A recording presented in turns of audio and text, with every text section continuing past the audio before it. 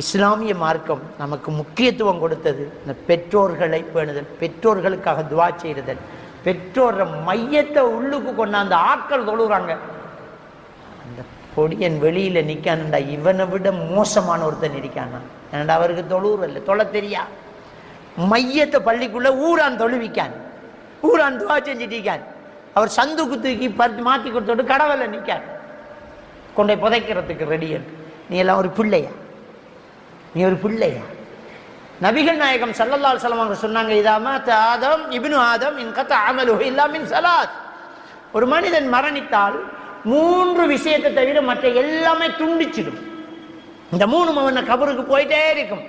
முதல் விஷயம் வலதின் சாலிஹின் யதுஉ லஹு, நமக்காக துஆ செய்யக்கூடிய நம்முடைய பிள்ளைகள்.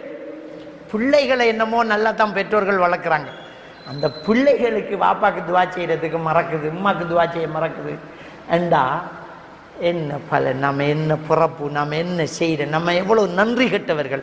முதல்ல அல்லாவுக்கு நன்றி உள்ளவர்களாக, அடுத்தது பெற்றோர்களுக்கு நன்றி உள்ளவர்களாக நடக்குமாறு அல்லாஹ் குர்ஆன்ல சொல்லான். வஷ்குர்லி வலிவாலிதைக்கிறான். அதை நானும் நீங்களும் கடைபிடிக்க வேண்டும். எல்லாம் வல்ல அல்லாஹ் சுப்ஹானஹு வ தஆலா நம் அனைவரையும் ஈமானோடு வாழ வைத்து ஈமானோடு மரணிக்க செய்வானாக.